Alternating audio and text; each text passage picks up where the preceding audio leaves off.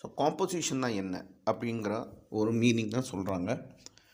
Composition பார்த்திங்கன்னா, இப்போ நீங்கள் ஒரு சில நிறைய பிக்சர்ஸ் நீங்கள் பார்ப்பீங்க. ஆனால் எல்லா பிக்சர்ஸும் ஞாபகம் இருக்கா? கிடையாது. ஒரு சில பிக்சர்ஸ் மட்டும் உங்களுக்கு லைஃப் லாங்காக ஆழ் மனதில் உங்களுக்கு அப்படியே நிற்கும். நமக்கு எல்லாத்துக்கும் அது ஏன் அப்படி நிற்கிதுன்னா, அதுதான் என்ன சொல்லுவாங்கனாக்கா, இங்கிலீஷில் ஒரு வார்த்தை இருக்குது, எப்பயுமே சொல்லுவாங்க, a single picture is the worth 1000 words. அதாவது ஒரு நிறைய 1000 வார்த்தைகள் பேசி புரிய வைக்கிறதோட ஒரு சிங்கிள் பிக்சர் பார்த்தோன்னே புரியறது தான் நல்ல ஒரு ஃபோட்டோகிராஃப்னு சொல்லுவாங்க. அது நல்ல ஒரு பிக்சர்னு சொல்லுவாங்க.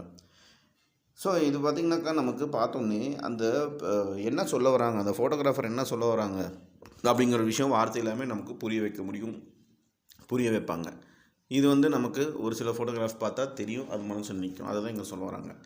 இப்போ பார்த்திங்கன்னா, இது எப்படி நடக்குது அப்படின்னா, அந்த சப்ஜெக்ட், அந்த என்ன சொல்ல வர சப்ஜெக்டை மட்டும் ஃபோட்டோகிராஃபர் அந்த கரெக்டாக இன்டெலிஜென்ட்டாக, அதாவது புத்திசாலித்தனமாக அந்த ஃப்ரேமுக்குள்ளே அவர் அதை ப்ரொஜெக்ட் பண்ணியிருப்பார், ஃபோக்கஸ் பண்ணியிருப்பார். அதாவது வியூவர்ஸ் பார்த்த உடனே அதை புரிஞ்சிக்கிற மாதிரி.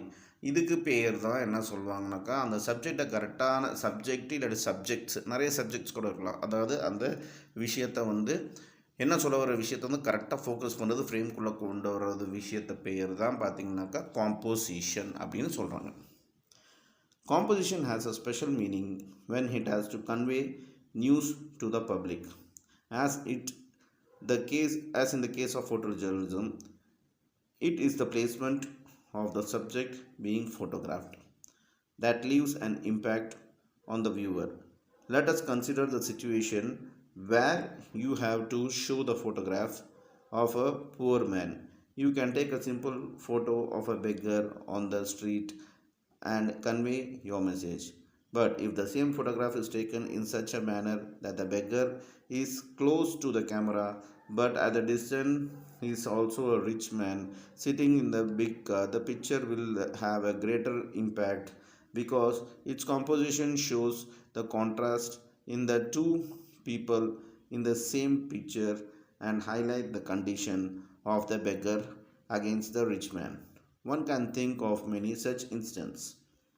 இப்போ இந்த காம்போசிஷன் என்னென்னாக்கா, காம்போசிஷன் ஸ்பெஷல் மீனிங் என்னென்னா, ஒரு ஃபோட்டோ ஜேர்னலிசமில் நீங்கள் பப்ளிக்கான ஒரு விஷயம், பொதுவான விஷயத்தை கன்வே பண்ணணுன்னாக்கா இந்த காம்போசிஷன் மூலமாக தான் பண்ண முடியும். அதுதான் ஃபோட்டோ ஜேர்னலிசம் முக்கியமான விஷயம்.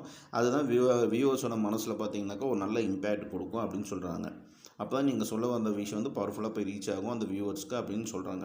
இப்போ ஒரு சுச்சுவேஷன் சொல்கிறாங்க. ஃபார் எக்ஸாம்பிள், நீங்கள் ஒரு ஏழையான ஒரு மனிதனை நீங்கள் பிக்சர் எடுத்து நீங்கள் காட்டணும் அப்படின்னா, அதாவது அவங்களோட ஏழ்மையை காட்டணும் அப்படின்னா